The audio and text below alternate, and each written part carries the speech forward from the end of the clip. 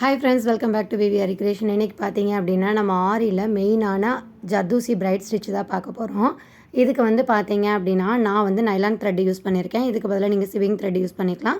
அதே மாதிரி ஜர்தூசி நீடில் எடுத்திருக்கேன். நான் பார்த்தீங்கன்னா 3 கலர் ஜர்தூசி வந்து கட் பண்ணி வச்சுருக்கேன். இது எல்லாமே பார்த்தீங்கன்னா மினிமம் வந்து நம்ம 1 இன்ச்சுக்குள்ளே எடுத்துக்கலாம். நான் வந்து பார்த்தீங்க அப்படின்னா ஒரே சைஸில் 3 கலர் வந்து கட் பண்ணி வச்சுருக்கேன். நீங்கள் வந்து 3 கலர் யூஸ் பண்ணலனாலும் டபுள் கலர் வந்து யூஸ் பண்ணி கூட இந்த மாதிரி ட்ரை பண்ணலாம்.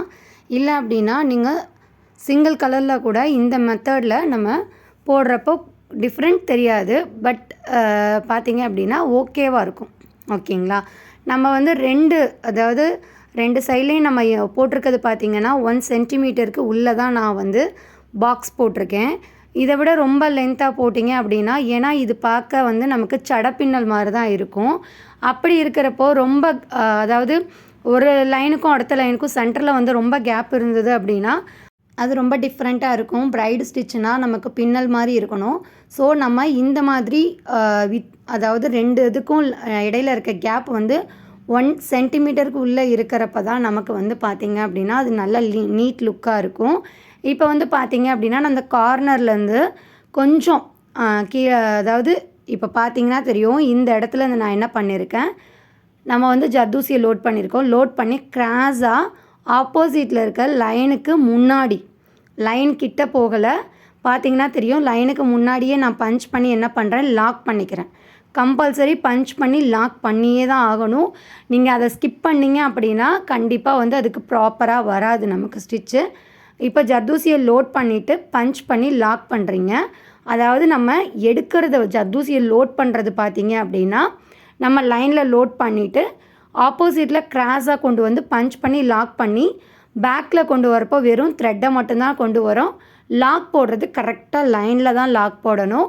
இல்லை நீங்கள் வந்து லாங் செயினை வந்து லைன் வரைக்கும் போயிட்டு லாக் வந்து அதை விட தள்ளி போடக்கூடாது. கரெக்டாக நம்ம ஸ்டார்ட் பண்ணுறது அந்த லைன்லேயே தான் ஸ்டார்ட் பண்ணுற மாதிரி இருக்கணும்.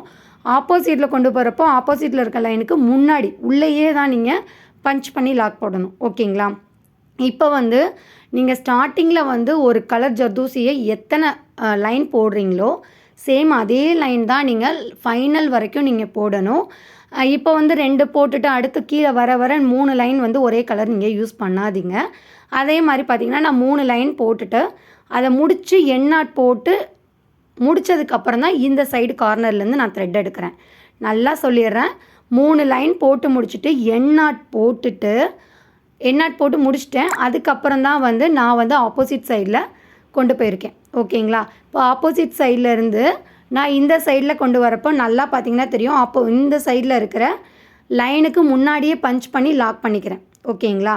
இப்போது நம்ம வந்து அதுக்கு அந்த லைனுக்கு முன்னாடியே தான் லாக் பண்ணணும். லைனுக்கு தாண்டி வெளியில் வந்துடக்கூடாது. ஓகேங்களா? இந்த மாதிரி நம்ம பஞ்ச் பண்ணி லாக் பண்ணிவிட்டு அங்கேருந்து நம்ம என்ன பண்ணுறோம், ஜர்தூசியை லோட் பண்ணுவோம். ஜர்தூசியை லோட் பண்ணிவிட்டு ஆப்போசிட்டில் கொண்டு வரப்போ என்ன ஆகும் அப்படின்னா நம்ம லைனுக்கு முன்னாடியே பஞ்ச் பண்ணி லாக் பண்ணிடணும். ஓகேங்களா? முடிஞ்ச அளவுக்கு நீங்கள் அந்த லைனை தொடக்கூட வேண்டாம், லைனுக்கு முன்னாடியே இருக்க மாதிரி பார்த்துக்கோங்க. அப்போ தான் நமக்கு கரெக்டாக இருக்கும். ஒரு சில நேரம் வந்து பார்த்திங்கன்னா நம்ம அந்த கேப் இருக்கு இல்லையா, சென்டரில் இருக்க கேப்பில் பார்த்திங்கன்னா ரொம்ப நமக்கு ஜர்தூசி வந்து அதாவது கீழே வர உங்களுக்கு வந்து ஜர்தூசியோட லென்த்து வந்து கம்மி பண்ணிகிட்டே வரணும். ஒரு சில இடத்துல வந்து ரொம்ப சின்னதாக இருந்தது அப்படின்னாலும் பயப்பட வேண்டாம். ஏன் அப்படின்னா நம்ம அதை வந்து லாக் பண்ணி கொண்டு வந்துடுவோம். அதாவது நம்ம ஸ்டார்ட் பண்ணுற இடத்துல மட்டும் ஜர்தூசி லைனாக இருந்தால் போதும். நம்ம அதாவது ஆப்போசிட்டில் கொண்டு வர்றப்போ நமக்கு கொஞ்சம் முன்ன பின்ன இருந்தாலும் அது ஒன்றும் பயப்பட வேண்டாம். ஏன்னா அது வந்து நமக்கு வந்து உள்ளே வந்து கொண்டு வந்துடலாம். இதுவே வந்து பார்த்திங்க அப்படின்னா நீங்கள் வந்து நம்ம ஸ்டார்ட் பண்ணுற அந்த 2 சைடு கார்னர்லேயும் வந்து நமக்கு அன்ஈவனாக இருந்தது அப்படின்னா விசிபிள் ஆகும். ஸோ அதனால் வந்து பார்த்துக்கோங்க. இப்போ வந்து பார்த்திங்கன்னா கோல்டன் கலர் முடிச்சிட்டோம். கோல்டன் கலர் முடித்ததுக்கப்புறம் அடுத்த கலர் வந்து நான் லோட் பண்ணுறேன். அதுக்கு மேலே இருக்க கேப்பில் வந்து நான் என்ன பண்ணிக்கிறேன், ஜர்தூசியை லோட் பண்ணிவிட்டு ஆப்போசிட்டில் இருக்க அந்த லைனுக்கு முன்னாடியே நான் என்ன பண்ணிக்கிறேன், பஞ்ச் பண்ணி லாக் பண்ணிக்கிறேன். அப்படியே பேக்வேர்டில் நம்ம வந்து கொண்டு வந்துக்கலாம். நீங்கள் வந்து நரம்பு யூஸ் பண்ணாமல் த்ரெட்டு கூட யூஸ் பண்ணலாம். பட் உங்களுக்கு எது வந்து கரெக்டாக கன்வீனியண்ட்டாக இருக்கோ அதை யூஸ் பண்ணிக்கோங்க. இப்போ வந்து பார்த்திங்கன்னா இந்த மாதிரி நான் வந்து என்ன பண்ணிக்கிறேன், பஞ்ச் பண்ணி லாக் பண்ணிவிட்டு கண்டிப்பாக நம்ம வந்து குட்டி லாக் போடணுங்க. அப்போ தான் வந்து நமக்கு கிரிப்பாக இருக்கும். அடுத்தும் இதே மாதிரி பார்த்தீங்க அப்படின்னா, நான் வந்து பஞ்ச் பண்ணிவிட்டு ஜர்தூசி லோட் பண்ணிட்டு ஆப்போசிட்டில் வந்து அந்த லைனுக்கு முன்னாடி என்ன பண்ணிக்கிறேன், ஜர்தூசியை வந்து ஸ்டிச் பண்ணி ஒரு லாக் பண்ணிக்கிறேன். அப்படியே பேக்வேர்டில் கொண்டு வந்துட்டு சேம் அதே மாதிரி தான் பஞ்ச் பண்ணி லாக் பண்ணிவிட்டு இப்போ வந்து என்ன பண்ணுறேன் அப்படின்னா, நான் வந்து ஜர்தூசியை லோட் பண்ணிக்கிறேன். ஜர்தூசி லோட் பண்ணிவிட்டு நம்ம கிராஸாக தான் கொண்டு போகிறோம். ஸ்ட்ரைட்டாக கொண்டு போகல. கிராஸாக கொண்டு போயிட்டு அந்த லைனுக்கு முன்னாடி வந்து நான் பஞ்ச் பண்ணிக்கிறேன். இப்போது இந்த இடத்துல வரைக்கும் ஓகே. நம்ம இனி அடுத்து லைன் லென்த் போக போக என்ன ஆகும் அப்படின்னா, நமக்கு வந்து அந்த ஜர்தூசியோட லென்த் வந்து கொஞ்சம் அதிகமாக தேவைப்படும். ஒரு சில ஜர்தூசி வந்து சின்னதாக இருக்கும். ஸோ அந்த மாதிரி இருக்கப்போ நீங்கள் அந்த லைனுக்கு ரொம்ப முன்னாடி இல்லாமல் ஓரளவுக்கு முன்னாடி கூட கொண்டு வாங்க. இப்போ வந்து பார்த்திங்கன்னா, நான் வந்து இப்போ போட்டிருக்கேன் இல்லையா, ப்ளூ கலர், அடுத்து கோல்டு, பிங்க்கு, அடுத்து ப்ளூ, கோல்டு, பிங்க்கு. ஸோ இதே மாதிரி தான் இப்போ பிங்க் போட்டிருக்கீங்க. அப்படியே அதே லைனில் என்ன பண்ணுறீங்க, நான் வந்து சும்மா ஒரு செயின் ஸ்டிச் மாதிரி போட்டுட்டு அந்த கோல்டன் கலருக்கு கீழே வந்து நான் என்ன பண்ணிக்கிறேன், அந்த நம்ம ஜர்தூசியை வந்து லோட் பண்ணுறோம். ஓகேங்களா? அதாவது பிங்க் கலர் முடித்தோடனே நீங்கள் எண்ணாட் போட்டாலும் போடலாம். போட்டுட்டாலும் டைரெக்டாக வந்து நான் என்ன பண்ணுறேன், ஒரு 4 செயின் போட்டுட்டு மேலே அந்த கோல்டன் கலருக்கு அந்த முடிஞ்ச இடத்துல என்ன பண்ணிக்கிறேன், ப்ளூ கலரை நான் வந்து இன்செர்ட் பண்ணுறேன். இன்செர்ட் பண்ணிவிட்டு ஆப்போசிட்டில் இருக்கிற அந்த லைனுக்கு முன்னாடியே நான் பஞ்ச் பண்ணி என்ன பண்ணிக்கிறேன், லாக் பண்ணிக்கிறேன். ஓகேங்களா? இந்த மாதிரி பஞ்ச் பண்ணி லாக் பண்ணிவிட்டு திரும்ப ப்ளூ கலர் ஜர்தூசி லோட் பண்ணுறேன். ஸோ நம்ம வந்து ஒரு ஜர்தூசியை எத்தனை டைம் வந்து லோட் பண்ணுறதுக்கு ஃபிக்ஸ் பண்ணியிருக்கோமோ சேம் அதே மாதிரி தான். ஃபஸ்ட்டு நம்ம ஸ்டார்டிங்கில் 3 லைன் வந்து போட்டோம் ஒரு கலரில் அப்படின்னா, அதே மாதிரி தான் ஃபைனல் வரைக்கும் போடணும். அதே மாதிரி நம்ம கொண்டு வரப்போ ஆப்போசிட்டில் இருக்க லைனுக்கு முன்னாடியே வந்து நம்ம பஞ்ச் பண்ணி லாக் பண்ணிடணும். அந்த லைனில் கண்டிப்பாக பஞ்ச் பண்ணக்கூடாதுங்க. பண்ணோம் அப்படின்னா அது வந்து கரெக்டாக இருக்காது. அதே மாதிரி பார்த்திங்கன்னா, அந்த லைனுக்கு கொஞ்சம் முன்னாடியும் பஞ்ச் பண்ணலாம், இல்லை அதுக்குள்ளேயும் நீங்கள் பஞ்ச் பண்ணலாம். அந்த உள்ள சென்டரில் இருக்கிற அந்த ஸ்பேஸ் வந்து நமக்கு ஓரளவுக்கு தான் வெளியில் வந்து தெரியும். ரொம்ப வந்து நம்ம அடுத்தடுத்த லைன் எம்போஸ்டாக ஒர்க் பண்ணுறப்போ நமக்கு வந்து அந்த மேலே இருக்கிற அந்த கொஞ்சம் கேப் மட்டும்தான் நமக்கு தெரியும்.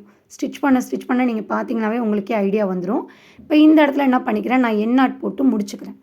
முடிச்சுட்டு அதுக்கப்புறம் எங்கே பண்ணுறோன்னா, இந்த பிங்க்குக்கு கீழே, அதாவது பிங்க்குக்கு ஒட்டியே வந்து நான் என்ன பண்ணிக்கிறேன், பஞ்ச் பண்ணி த்ரெட்டை எடுத்துகிட்டு இப்போ கோல்டன் கலர். ஓகேங்களா? இப்போ நம்ம ப்ளூ கலர் போட்டோம் இல்லையா, ப்ளூ கலருக்கு அப்படியே மேலே என்ன இருக்குது, கோல்டன் கலர். ஸோ அதுதான் நம்ம ஸ்டார்ட் பண்ண போகிறோம். இது இல்லைனாலும் நீங்கள் வந்து அதை ஃபிக்ஸ் பண்ணிக்கோங்க. ப்ளூ கோல்டு பிங்க்குன்னு அப்படியே கண்டினியூ பண்ணிட்டு போங்க. இப்போ நம்ம எந்த சைடு முடிக்கிறோமோ அதுக்கு மேலே ஸ்பேஸ் இருக்கும். அந்த இடத்துல நீங்கள் என்ன பண்ணிக்கிறீங்க, த்ரெட்டை கொண்டு போயிட்டு எடுத்து பஞ்ச் பண்ணி லாக் பண்ணிவிட்டு நம்ம வந்து ஜர்தூசியை லோட் பண்ணுறோம். ஆப்போசிட்டில் இருக்க லைன், இப்போ நான் லைனுக்கு முன்னாடியே தாங்க பஞ்ச் பண்ணுறேன்.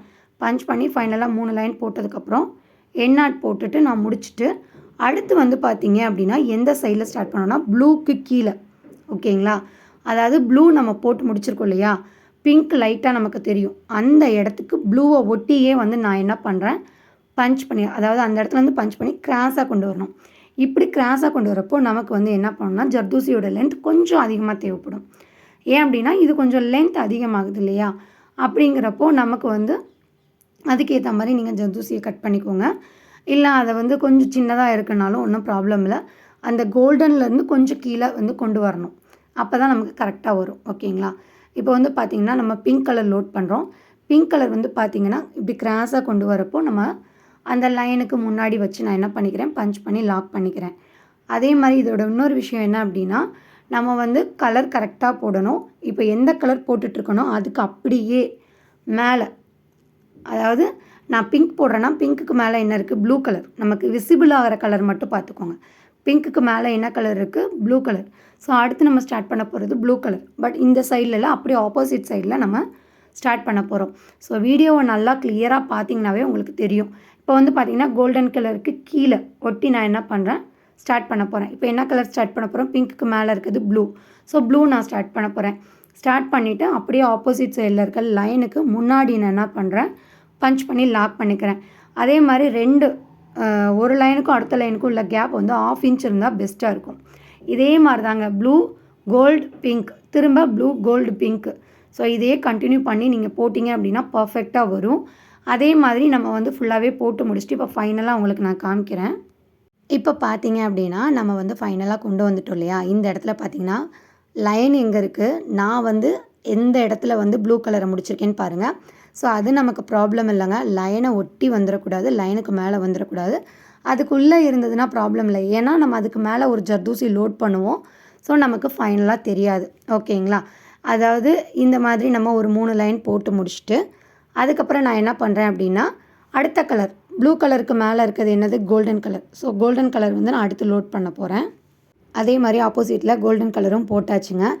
இப்போ வந்து ஃபைனலாக வந்து நம்ம பிங்க் கலர் போட்டுட்டு இது பார்த்திங்கன்னா 2 கார்னரும் நமக்கு வந்து கரெக்டாக வந்துடும். பட் என்ன அப்படின்னா நம்ம பாக்ஸ் மாதிரி போடுறோம் இல்லையா, ஸோ அதுக்கு இன்னும் ஃபைனல் ஃபினிஷிங் கொடுக்குறதுக்கு நான் என்ன பண்ணியிருக்கேன் அப்படின்னா, இப்போ இந்த சைடில் போட்டு முடித்ததுக்கப்புறம் அதாவது நம்ம கிராஸாக நம்ம லாஸ்ட்டாக போடுறப்போ அந்த ஜர்தூசி இருக்கு இல்லையா, போட்ட ஜர்தூசியோட க்ளோஸில் நம்ம போடுற மாதிரி போட்டு ஃபினிஷ் பண்ணோம்னா தான் மட்டும்தான் நமக்கு அது ஃபினிஷிங்கும் நீட்டாக இருக்கும். அதே மாதிரி அந்த கார்னரில் வர்றப்போ நமக்கு அதோட சைஸ் வந்து கொஞ்சம் சின்னதாக ஆக்கிக்கோங்க. அப்போ வந்து இன்னுமே வந்து நமக்கு பெஸ்ட்டாக இருக்கும். ஓகேங்களா? இந்த மாதிரி நம்ம ஸ்டிச் பண்ணதுக்கப்புறம் இந்த கார்னரில் வந்து கேப் இருந்தது அப்படின்னா நீங்கள் எக்ஸ்ட்ரா வந்து ஸ்டிச் பண்ணிக்கலாம். அப்படி இல்லைனாலும் ஒன்றும் ப்ராப்ளம் இல்லை. நம்ம சைடில் வந்து ஜர்தூசியோ இல்லை இந்த மாதிரி பீடு வச்சு ஸ்டிச் பண்ணோன்னா நமக்கு கவர் ஆயிரும். இந்த வீடியோவில் வந்து உங்களுக்கு ஏதாவது டவுட் இருந்ததுன்னா கமெண்ட் செக்ஷனில் கேளுங்க. வீடியோ பிடிச்சிருந்தால் லைக் பண்ணி ஷேர் பண்ணுங்கள். தேங்க்ஸ் ஃபார் வாட்சிங் ஃப்ரெண்ட்ஸ்.